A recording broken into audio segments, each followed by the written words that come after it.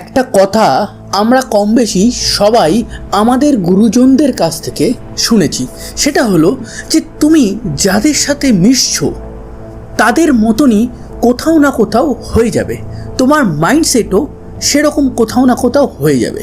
এবার এই জিনিসটা নিয়ে আমি একাধিক সময় গুরুজনদের সাথে তর্ক বিতর্ক করেছি যে ওরকম তো হয় না, কিন্তু আজকের যে ঘটনা আমি আপনাদেরকে বলবো সেখানে আপনারা বুঝতে পারবেন সঙ্গটা একটা মানুষের জীবনে কতটা ইম্পর্টেন্ট রোল প্লে করে। সঙ্গ দোষ মানুষকে একদম মাথায় নিয়ে যেতে পারে, আবার পায়ের তলায়ও নিয়ে যেতে পারে।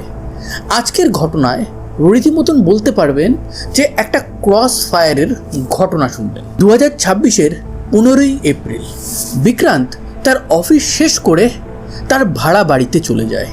সে 2018 সাল থেকে সরকারি চাকরি করছে। তার ওয়াইফ এবং 2 সন্তান তারা নয়ডাতে থাকে। তার ওয়াইফও নয়ডাতে সরকারি চাকরি করে। আর এদিকে বিক্রান্ত নয়ডার থেকে একটু দূরে বাগপত জেলার একটা জায়গাতে থাকে এবং সেখানে সে একটা উচ্চ পদস্থ সরকারি কর্মচারী হিসেবে কাজ করে। এবার ওই যে 15 তারিখ সে অফিস শেষ করে বাড়ি গেল, তারপর থেকে তাকে কেউ আর ফোনে পাচ্ছে না। নেক্সট ডে তার কলিগরা যখন দেখে যে বিক্রান্ত অফিসে আসেনি, তাকে ফোন করলে তার ফোনটা সুইচ অফ বলছে, তো সেই ক্ষেত্রে তাদের মনে একটু চিন্তা হয়। তো বিক্রান্তের যে ওয়াইফ আছে তাকে তারা ফোন করে এই সমস্ত ব্যাপারটা বলে। বিক্রান্তের ওয়াইফও চিন্তিত হয়ে পড়ে। সেও সন্ধেবেলার মধ্যে চলে আসে বাগপতে বিক্রান্তের ওয়াইফ এবং কলিগরা মিলে বিক্রান্ত যেখানে যেখানে থাকতে পারে সেই সমস্ত জায়গায় খোঁজাখুঁজি করে। কিন্তু খোঁজাখুঁজি করে তারা যখন না পায় তখন তারা পুলিশের কাছে গিয়ে কমপ্লেন করে। এবার পুলিশ বলে যে একটা ফুল গ্রোন ম্যান, সে হয়তো কিডন্যাপ হয়েছে, নয়তো সে নিজের ইচ্ছায় কোথাও গেছে। এমন হতে পারে না যে সে একটা হারিয়ে গেছে বাচ্চাদের মতো। তো এই ক্ষেত্রে আপনার কি কারোর উপর সন্দেহ আছে? তখন বিক্রান্তের ওয়াইফ বলে যে বিক্রান্ত আমার থেকে দূরে থাকতো, আমাদের মধ্যে হালকা ফুলকা একটা ডিস্টেন্স তৈরি হয়েছিল। আমার মনে হয় বাগপতে আসার পর ওর রাখি বলে এক ভদ্র মহিলার সাথে পরিচয় হয়েছিল। এই রাখি বলে ভদ্র মহিলা বিক্রান্তের ব্যাপারে কিছু জানলেও জানতে পারে। এবার পুলিশ এই রাখিকে খুঁজে বার করে জিজ্ঞাসাবাদ করে এবং সেই জিজ্ঞাসাবাদে রাখি বলে যে বিক্রান্তের সাথে আমার 3 দিন আগে দেখা হয়েছিল, তেমন কথাবার্তা হয়নি। হ্যাঁ, আমাদের মধ্যে ভালোই বন্ধুত্ব ছিল, আমরা মাঝে মাঝে আউটিংয়ে যেতাম, এর থেকে স্পেশাল কিছু না। বিক্রান্তের ওয়াইফ যে জিনিসটা সন্দেহ করে আপনাদের হয়তো বলেছে সেটা মোটেও বিশ্বাস করবেন না। পুলিশ তাকে বলে যেদিন বিক্রান্ত গায়েব হয়েছিল সেদিন কি তোমাকে কল করেছিল? সে বলে যে হ্যাঁ, সেদিন সন্ধ্যাবেলায় তো আমাকে কল করেছিল, তারপর আমাকে আর কল করেনি। রাখির ব্যাপারে একটু বলা দরকার। রাখির একটা নিজস্ব ট্রাস্ট আছে। তার ইনস্টাগ্রাম প্রোফাইল যদি আপনারা চেক করেন তাহলে দেখতে পাবেন সে তার ফ্যামিলির সাথে ট্যুরে যাচ্ছে, এরকম একাধিক রিলস ভিডিও ওখানে করা আছে। রাখি এমন একজন ছিল যে সমাজের পরোয়া করতো না। রাখির আগে 2টো বিয়ে হয়ে গেছিল, কিন্তু সামহাউ সেই বিয়ে দুটো টেকেনি। আস্তে আস্তে সে সেখান থেকে বেরিয়ে এসে নিজের একটা ট্রাস্ট করে এবং সেখান থেকেই তার এগিয়ে যাওয়ার সমস্ত গল্পটা শুরু হয়। তার অনেক গণ্যমান্য ব্যক্তির সাথেও ওঠা বসা ছিল। তো মোটামুটি রাখিকে কিন্তু কম বেশি বাগপতের অনেকেই চিনত। এবার রাখি যখন ওই থানা থেকে এই সমস্ত কোশ্চেনিংয়ের পর বেরিয়ে যাচ্ছে তখন পুলিশ তাকে আবার ডেকে বলে যে আপনার কাছে তো একটা লাইসেন্সড গান আছে, এবার সেই গানটা আপনি থানাতে সারেন্ডার করে দেন। রাখি কোনো কিছু না বলেই চুপচাপ সেই বন্দুকটা সারেন্ডার করে ওখান থেকে চলে যায়। এবার 16 তারিখে এত কোশ্চেনিং সমস্ত কিছু ঘটার পর 17ই এপ্রিল পুরো দিনটা কেটে যায়। বিক্রান্তকে কোথাও খুঁজে পাওয়া যায় না। হঠাৎই রাত্রেবেলা পুলিশের কাছে ফোন আসে একটা নালার পাশে একটা বডি পাওয়া গেছে। এবার সেই বডিটা পুলিশ উদ্ধার করে ময়না তদন্তের জন্য পাঠিয়ে দেয়। দেন বিক্রান্তের ওয়াইফকে ডাকা হয়। বিক্রান্তের ওয়াইফ ওটাকে আইডেন্টিফাই করে যে হ্যাঁ, ওটা তার হাজব্যান্ডেরই বডি। এবার বিক্রান্তের ওয়াইফ রীতিমতন ডাইরেক্টলি একদম দোষ দিতে থাকে রাখির উপর। তো পুলিশও ভাবে যে হ্যাঁ, রাখির সাথে যখন লাস্ট দিন কথা বলেছিল বিক্রান্ত, এবার বিক্রান্তের সাথে রাখির একটা সম্পর্ক আছে। এই জিনিসটা যখন তার ওয়াইফ বলছে তখন আরও ডিটেলে তদন্ত করা উচিত। তো সেই ক্ষেত্রে পুলিশ আরও ডিটেলে তদন্ত করার জন্য এই রাখির বাড়ি গিয়ে পৌঁছায়। এবার রাখির বাড়ি গিয়ে পুলিশ জানতে পারে যে রাখি সেই দিন সকালবেলা থেকেই মিসিং। এবার পুলিশ একদম কনফার্ম হয়ে যায় যে রাখি এই কর্মকাণ্ড ঘটিয়ে সে পালিয়ে গেছে। এবার তাকে সারা রাজ্যে খোঁজা শুরু হবে। প্রত্যেকটা পুলিশ স্টেশনে রাখির ব্যাপারে সমস্ত খোঁজখবর দিয়ে দেওয়া হয়। কিন্তু 17 তারিখ চলে যায়, 18 তারিখ চলে যায়, 19, 20, 21 চলে যায়। এবার চলে আসে 22 তারিখ রাত্রেবেলা। সেদিন বাগপাতেরই ক্ষেতের পাশ থেকে একটা বডি পাওয়া যায়। ফেসটা বেশ নষ্ট হয়ে গেছে, প্রাথমিকভাবে বোঝা যাচ্ছে না যে বডিটা কার, কিন্তু বডিটা একটা ফিমেল বডি। এবার ময়না তদন্তের জন্য নিয়ে যাওয়া হয়। রাখিকে অলরেডি পুলিশ খুঁজে পাচ্ছিল না। রাখির ফ্যামিলিকে ডাকা হয়। রাখির ফ্যামিলি দেখা মাত্রই রাখির ড্রেসপত্র বাদবাকি সমস্ত কিছু দেখে তারা ক্লিয়ারলি বলে দেয় যে এটাই রাখি। এবার যার উপর পুলিশ সন্দেহ করছিল সেই তো মৃত অবস্থায় পুলিশের সামনে আছে, তাহলে বিক্রান্তকে মারল কে? আর সব থেকে বড় কোশ্চেন, যদি বিক্রান্তকে রাখি মারে তাহলে রাখিকে মারল কে? আবার এটাও তো হতে পারে যে বিক্রান্তকে অন্য কেউ মেরেছে, রাখিকে অন্য কেউ মেরেছে।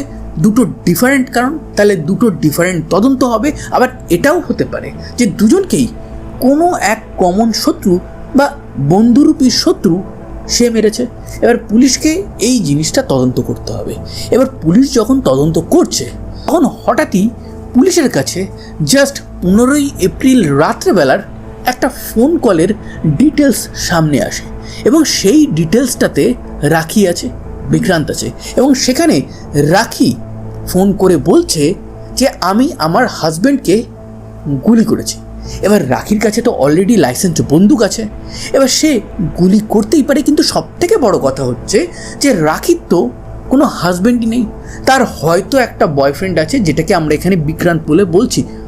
অথবা এটাও কি হতে পারে রাখির যে দুজন এক্স হাজব্যান্ড আছে তারাই এই পুরো টোটাল কর্মকাণ্ডটা আউট অফ জেলাসি করেছে? এরকম তো হাজারো ঘটনা পুলিশের কাছে আসে।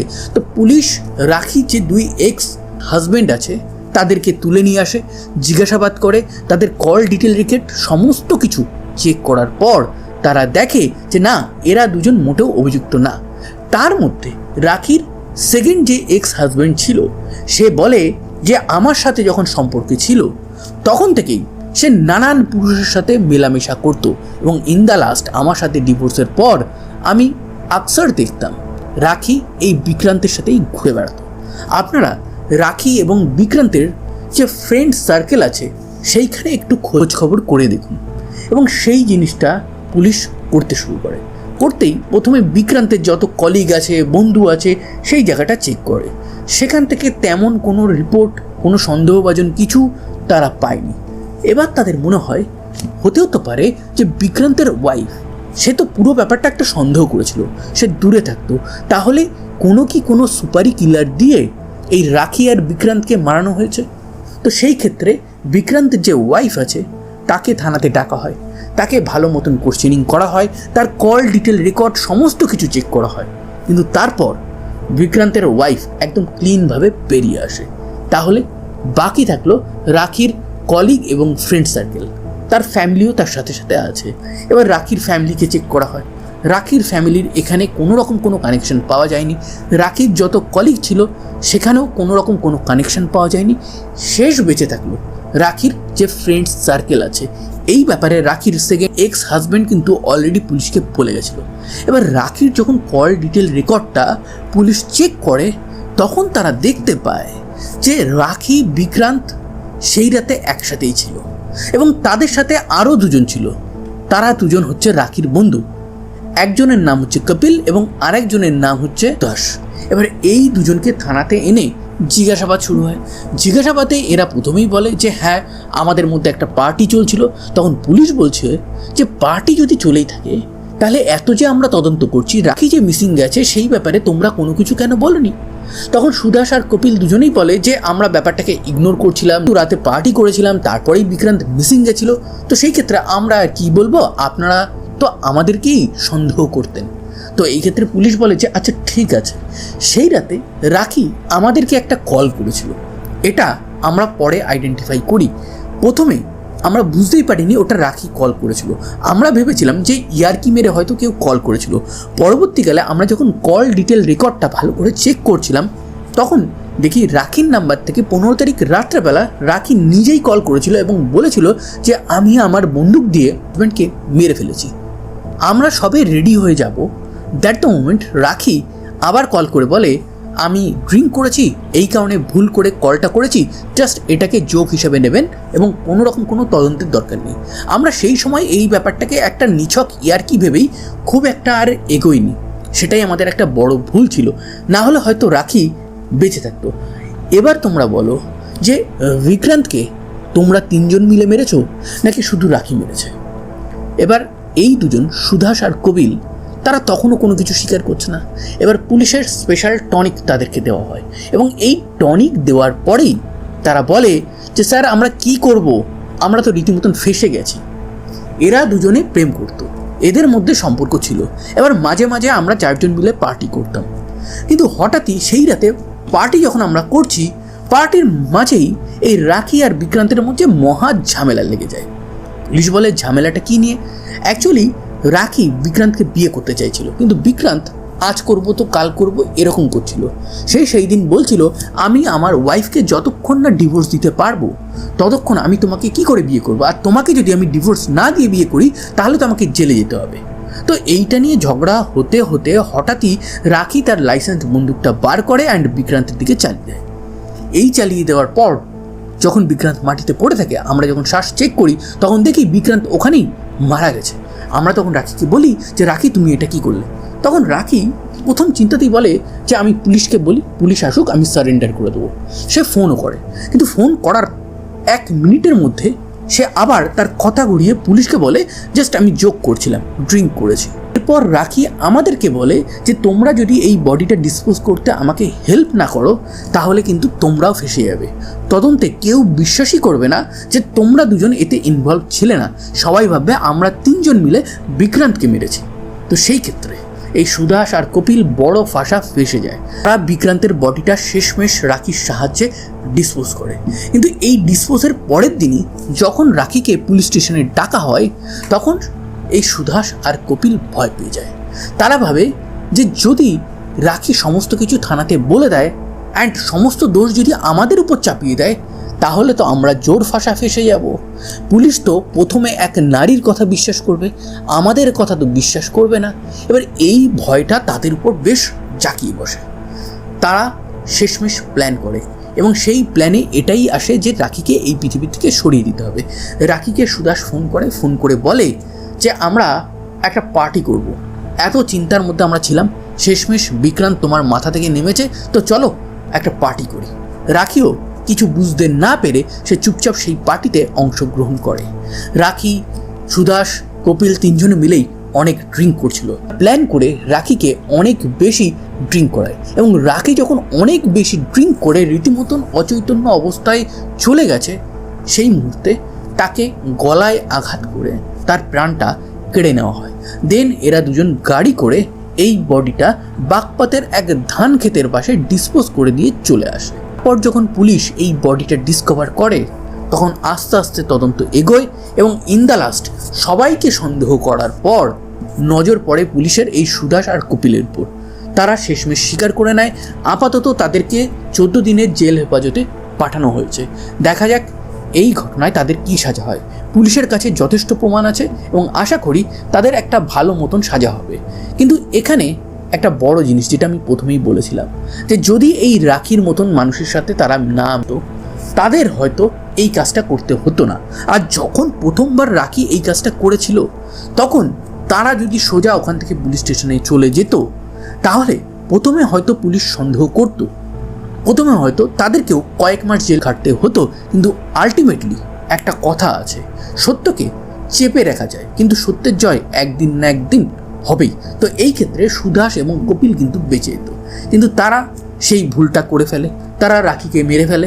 এইবার তাদের হয়তো আজীবন জেলেই থাকতে হবে। তো এই ছিল আজকের একটা ট্রু ক্রাইম ঘটনা। এই রকম রিয়েল লাইফ ট্রু ক্রাইম ঘটনা ইন স্টোরি ফরম্যাটে যদি আপনারা শুনতে চান তাহলে অবশ্যই আমার চ্যানেলটাকে সাবস্ক্রাইব করবেন।